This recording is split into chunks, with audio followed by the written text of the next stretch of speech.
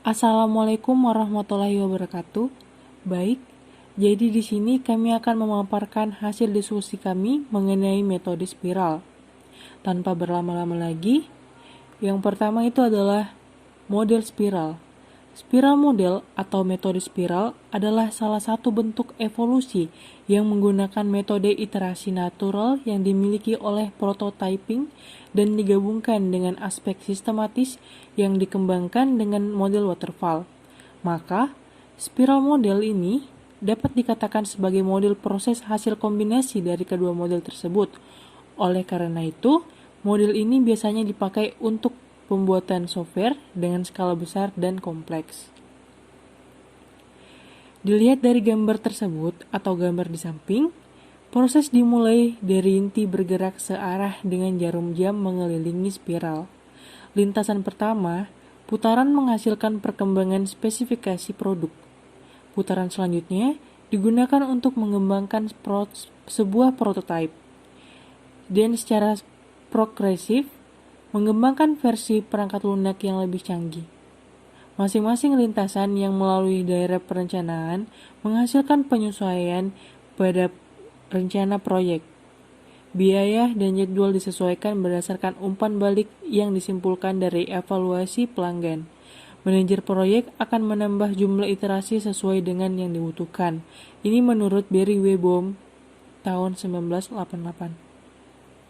Kemudian tahap-tahap model spiral. Yang pertama itu adalah tahap planning, merupakan tahap di mana komunikasi antara orang yang akan mengembangkan software atau analisis sistem dengan para klien. Yang kedua, tahap analisis risiko.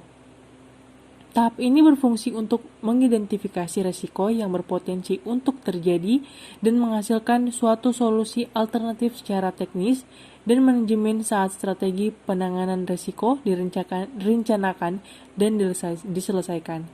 Tahap ini sebuah prototipe dibangun untuk mempresentasikan fitur yang akan dikerjakan. Yang ketiga yaitu tahap rekayasa. Pada tahap ini dilakukan pengujian, coding, pengembang software, instalasi software, serta pembuatan laporan terkait analisis kekurangan software. Yang terakhir atau yang keempat yaitu tahap evaluasi. Tahap ini merupakan evaluasi yang dilakukan bersama dengan pelanggan atau pengguna. Pengguna dapat memberikan masukan atau tanggapan terkait hasil software yang dibangun. Jika terdapat perubahan, maka tahapan diperbaiki sesuai dengan kepuasan pengguna.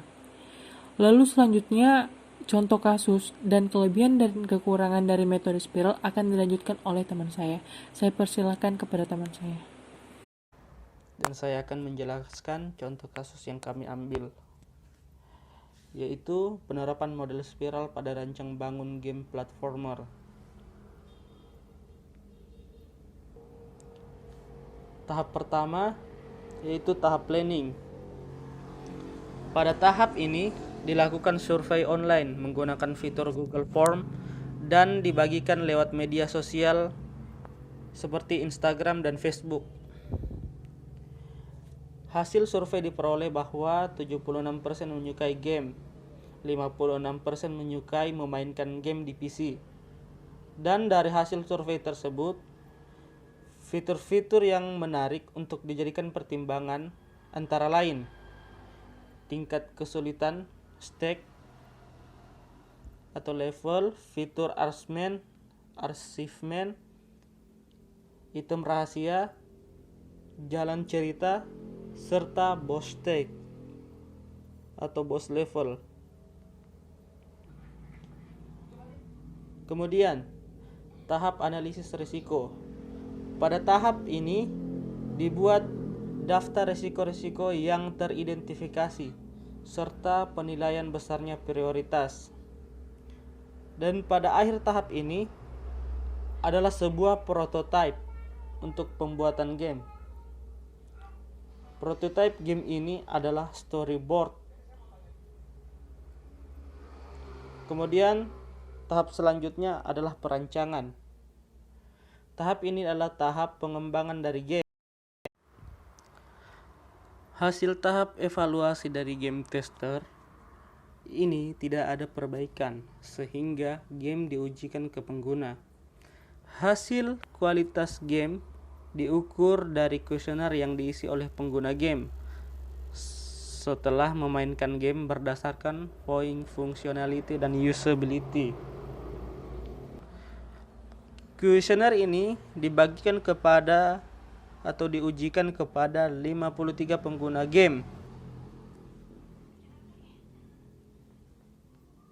Dan hasil yang didapatkan dari kuesioner point functionality dengan nilai rata-rata poin sebesar 82,3% dan hasil kuesioner point usability dengan nilai rata-rata 81,51%, sehingga dapat disimpulkan bahwa game ini dapat memberikan media hiburan serta kepuasan bagi para pengguna game. Baik, di sini saya akan menjelaskan tentang materi kelebihan model spiral dan kekurangan model spiral. Adapun kelebihan model spiral yaitu setiap tahap pengerjaannya dia buat prototyping sehingga kekurangan dan apa saja yang diharapkan oleh user dapat diperjelas. Yang kedua, lebih cocok untuk pengembangan sistem dan perangkat lunak skala besar. Yang ketiga, dapat disesuaikan agar perangkat lunak bisa dipakai selama hidup perangkat lunak di komputer. Yang keempat, pengembangan dan pemakai dapat lebih mudah memahami dan bereaksi terhadap risiko setiap tingkat evolusi karena perangkat lunak terus bekerja selama proses. Adapun kekurangan model spiral yaitu banyak user yang tidak percaya bahwa pendekatan secara evolusioner dapat dikontrol lebih kedua pihak. Model spiral mempunyai risiko yang harus dipertimbangkan ulang oleh user dan developer. Yang kedua, memerlukan tenaga ahli untuk memperkirakan risiko dan harus mengendalikan agar sukses. Ketiga, belum terbukti apakah metode ini cukup efisien karena usianya yang relatif baru. Keempat, butuh waktu lama untuk menerapkan